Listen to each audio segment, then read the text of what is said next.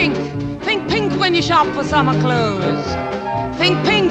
Think pink if you want that kelp that shows. Red is dead, blue is through, green's obscene, brown's taboo, and there is not the slightest excuse for plum abuse or chartreuse. G'day gorgeous.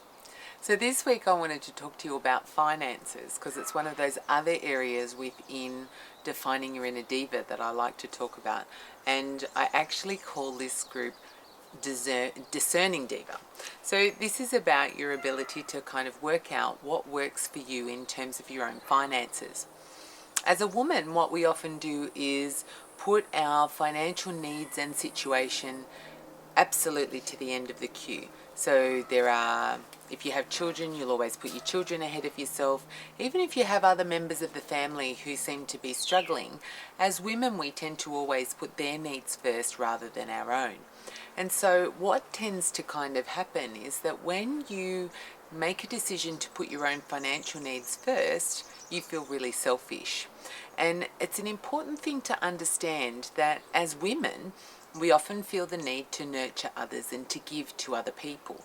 And I think the issue in terms of our giving stuff, it's not really a big problem in and of itself, but when you put other people's needs ahead of your own, often then you find if something happens, like your relationship comes to an end, you usually find that you've got issues with regards to things like superannuation or some sort of care plan for yourself in the long term, that all of a sudden you realize that because you put everybody else ahead of yourself, your financial situation looking into the future doesn't look so good.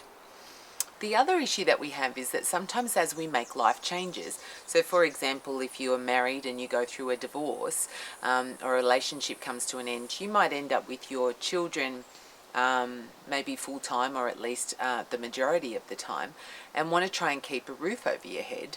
And usually what happens is that banks aren't necessarily as supportive of you as a single person to be able to look after a financial situation appropriately, like a mortgage. For some reason, your gender seems to impact on your ability to pay your bills. And yet we know that's just bullshit, right? In fact, most women that I know, when they end up in that situation, end up working 2 jobs if they have to, or they'll rent out a room in their house to ensure that they have enough money coming in to make their commitments and to keep that security over their head. My biggest issue in looking at all of this stuff is that I can't find a bank out there that's actually really supportive of women. In Australia, we have 2 banks who claim that they support women, and another bank that's actually run by a woman and does nothing specifically for women. And I'm like, we're more than 50% of the population. People, seriously, can you not kind of get a grip about maybe somebody should be focusing on providing financial services specifically for women? The Commonwealth Bank in Australia actually has a Women in Focus program, and their Women in Focus program says that they support female entrepreneurs and business people. They seem to provide support in terms of access to business networking events and those sorts of things, but there doesn't seem to be anything specific about their lending criteria for women or understanding that women's financial needs throughout their life course might change over time, and that they are indicating in any way that they're supportive of that. So that's a bit disappointing. The ANZ actually has a bit of a focus on women, but one of the things that they say in their stuff is that they seem to be focusing on women who have less than $50,000 in super, and they're trying to sell them some level of insurance products. I just find the whole notion quite disappointing. I mean, really?